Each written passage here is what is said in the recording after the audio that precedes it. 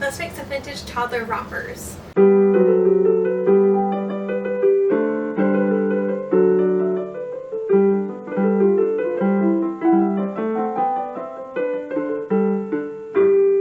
everyone, I'm Caitlin and I teach old-fashioned sewing skills on my channel. Mostly we copy originals, which is what we're going to do today.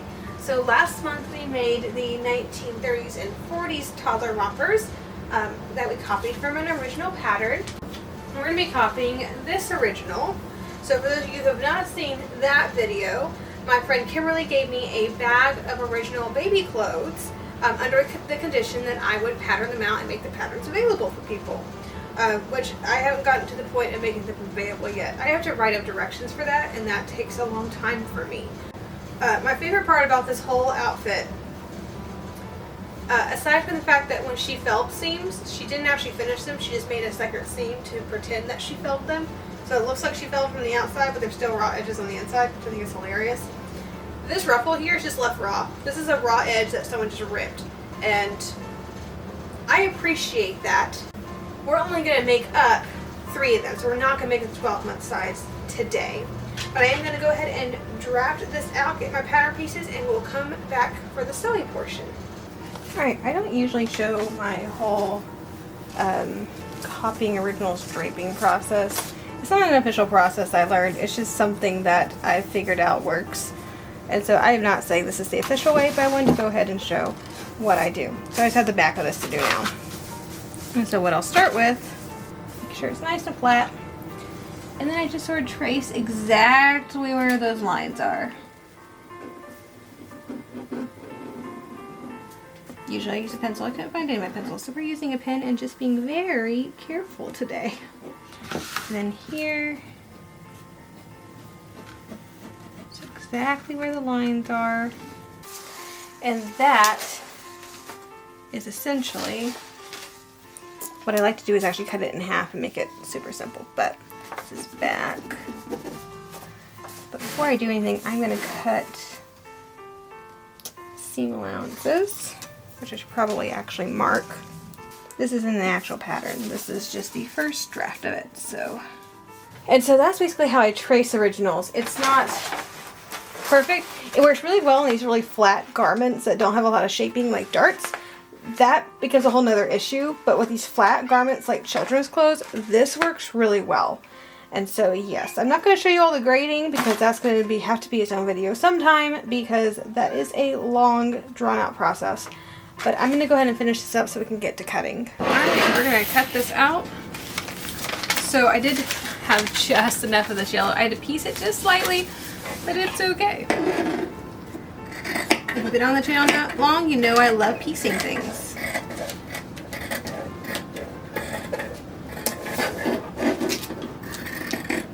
I'm keeping the scraps. I'm going to need a little bit of scrap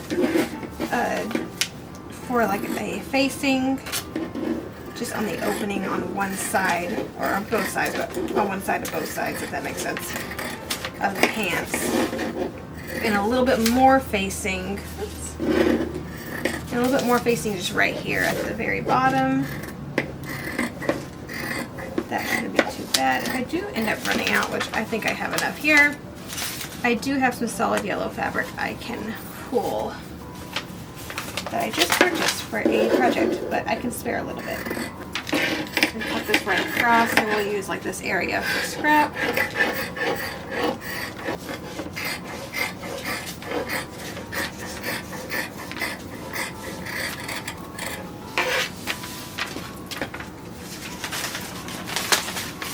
And then the red as well.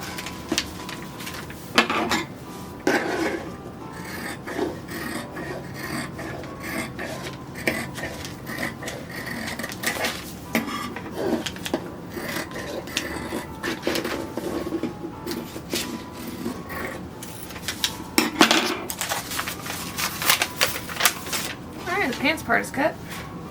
Alright, step number 1, we're going to sew the back pieces together. And all the seams on this thing are felled.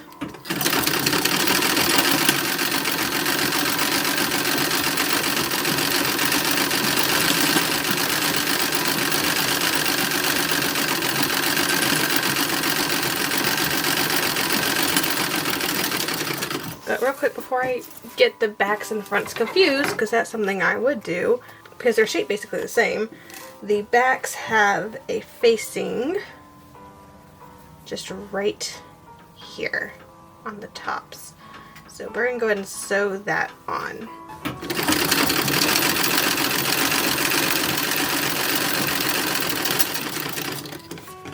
I've been using this machine a whole lot lately, which is great. It's my great-grandmother's machine. If you're new around here, she dates to 1907, which is perfect for these 1910s and 20s little baby clothes.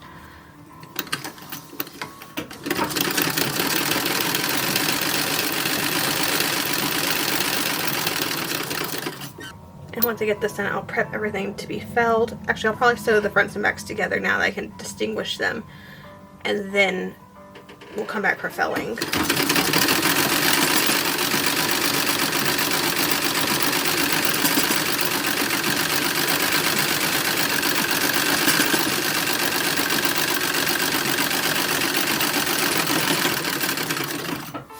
I made a mistake, and I could fix it for this one kind of, but I've done the other ones the wrong way, so I'm going to continue doing it the wrong way. Where'd that original go? Okay.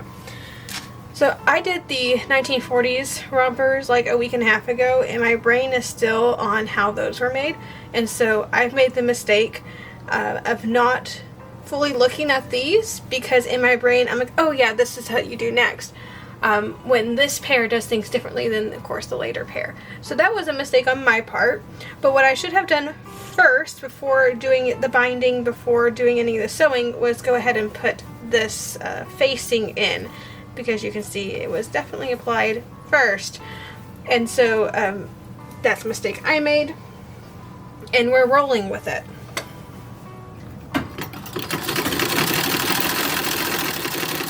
Mostly because I don't feel like taking all that out.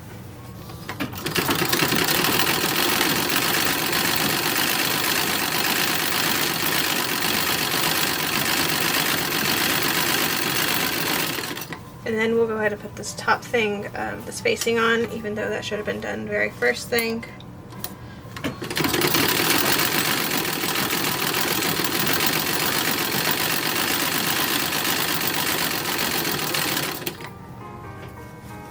And that gets ironed down, and it gets top stitched just to kind of hold everything in place.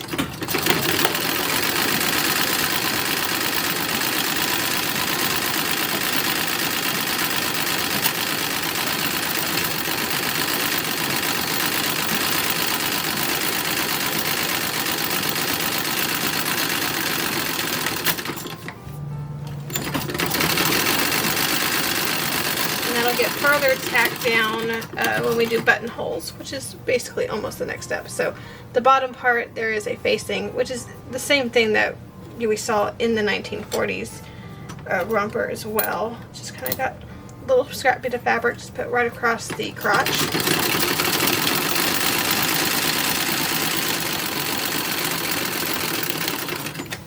It is time to start the tops. So we're going to start with the side seams and the shoulder seams. Shoulder seams are felled. Very normal. Side seams, not felled, not French seamed, not mantua maker seamed. They are bound with a tiny little bit of bias. Why? I don't know, because I feel like there's a million different ways that looks better and is easier. But we're gonna do it.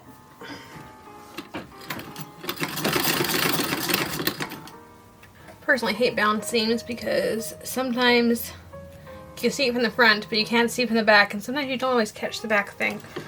Alright, the collar is just a piece of cotton that has literally been ripped and left raw. And then it is gathered, it does kind of taper in towards the front. And then there is a binding that's put on, and you just stitch it once across the front and the back, and that attaches the collar and the binding.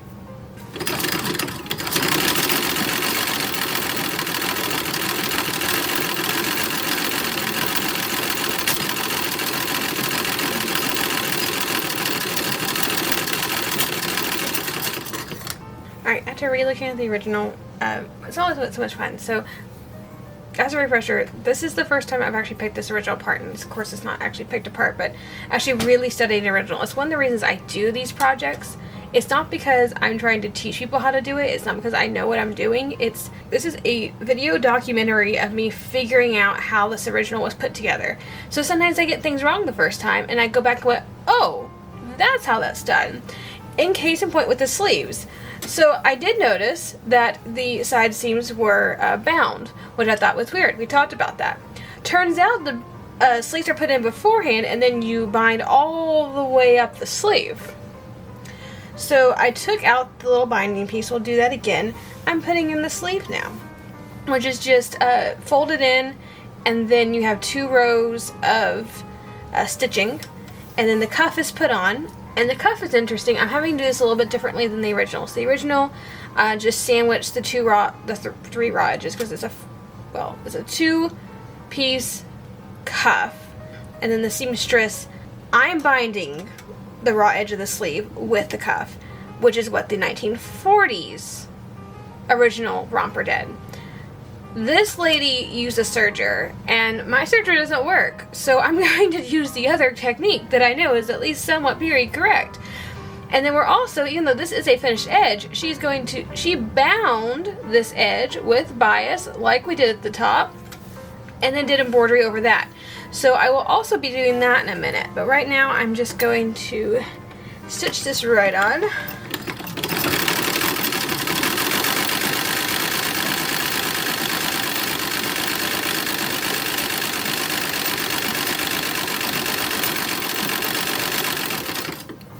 I'm going to save the embroidery as a very last step because I can, and I'd rather get all this machine work done than go sit down comfy on the couch and watch a movie while I do all the embroidery.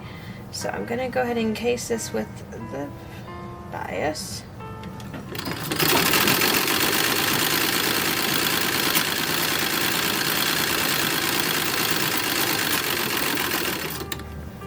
Actually, I should have sewn that from the back side because this is going to flip up, and if that wasn't perfect, then it'll be seen from the front. So, alright, note to self, we're going to do that for all the other ones. We're going to sew the binding on from the back the next several sleeves.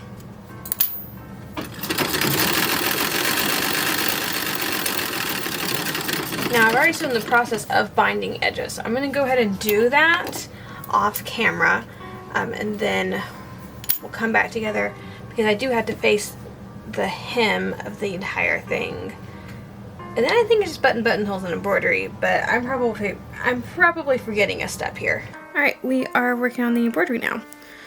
So now that I fixed the sleeves and put them in and put the cuff in as described, I'm just doing the embroidery. So this is a blanket stitch. It's basically a buttonhole stitch if you follow the 19th century terms as such, but it's much looser and it's used in a decorative way, usually on edges like this. So I'm not going through all the layers, I'm only going through the top layer. So you see there's no embroidery on that side. And if we pick apart the original a little bit, no embroidery on that side. So that's what we're doing here. And I'm doing it to match the trousers. So I'm doing green for the green trousers, red for the red one, and then yellow for the yellow one, of course. And it goes on the sleeves, and then it also goes around the neckline. But this is one of my favorite ways of decorating. I'm really glad I did this, at least the blanket stitch, because it's so fast to work, and it is so simple to do, and yet it looks so nice, and it just really elevates the outfit itself. And it gives it that handmade touch, even if your sewing itself looks professional and it looks like something that could have been made, in a factory. It gives it that little handmade touch, which is just, again, elevates it to the next level. And then to finish off the bottom, this one has a facing.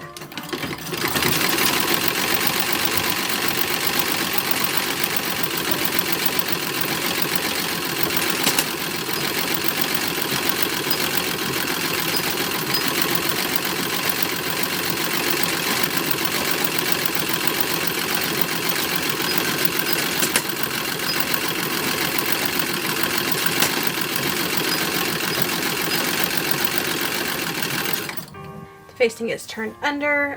The raw edge just gets turned under as well. Or the raw edge is only one edge.